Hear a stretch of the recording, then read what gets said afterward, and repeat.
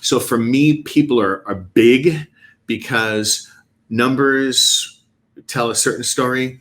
Numbers can be manipulated. Unfortunately, it happens. So we always want to be on the lookout for that. But to me, it's about management and or sponsors, depending on the nature of the instrument. Get to know them, get to understand them, check them out thoroughly, and I think you're a big step towards being where you want to be. What would be the first question or step or process for you, David, as you're looking at something that requires some due diligence, whether it be a stock, whether it be maybe real estate, maybe just a general asset? What would be the first common sense thing to do for you? For me, and lots of people will have different views on it. It really comes down to understanding the people. If it's a registered stock of IBM or Apple or whatever, it's understanding management.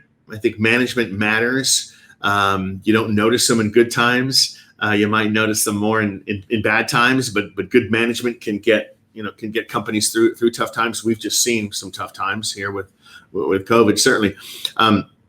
So to me, I try and look through the wrapper of, is it a stock or a bond or a private placement or a pooled real estate limited partnership, or is it a deferred sales trust type of instrument, and look inside and say, who are the people behind it?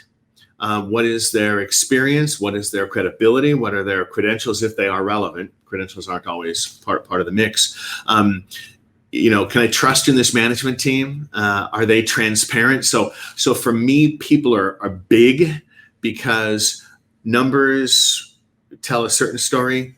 Numbers can be manipulated. Unfortunately, it happens. So we always want to be on the lookout for that. But to me, it's about management and or sponsors, depending on the nature of the instrument. Get to know them, get to understand them, check them out thoroughly, and I think you're a big step towards being where you want to be. So that's job one for us. Excellent. So the people, right? The background, how transparent, their numbers, their credentials, getting to really understand their management style, how they've done things, what they're doing. So starts with the people. So that's step one. What would be step number two? Yeah, I think if we're talking about, maybe we'll just focus on looking at like a mutual fund or a listed company. If there's a little more sort of right down the middle of the things that most of your listeners might be looking at. And this is germane too, because these are the things that would go inside of a deferred sales trust, which I know is also a topic we'll touch on for today.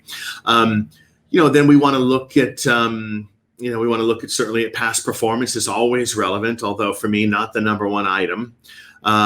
It's really, I always look at what I call the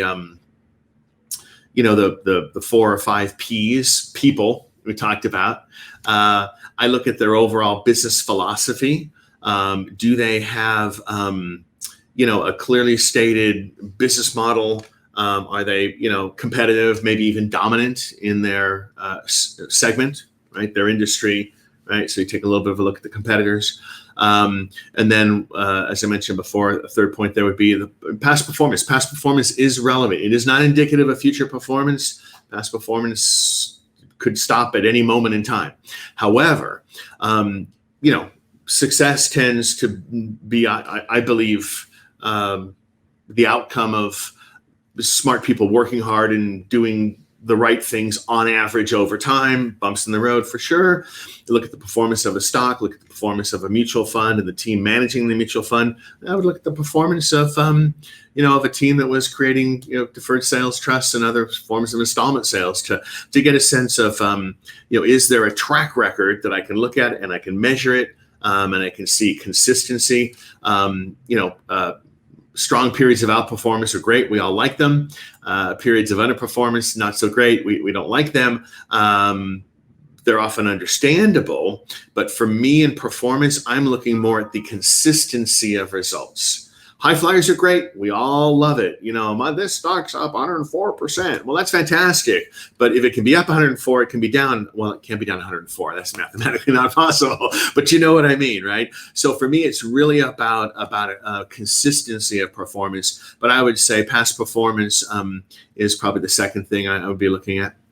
Excellent. Yeah, that makes sense. And I like the way you say that success is the right people working hard consistently and doing the right thing over time, right? Mm-hmm. And it's really that where the character, and you see the leaks, right? Or I think Warren Buffett says it well, when the tide goes out, you see who's been skinny dipping, right? It's easy perhaps to have some good performance, and when everything is going really well, you truly see the character and the consistency over time when the tide does go out. Is that a fair summary? Yeah.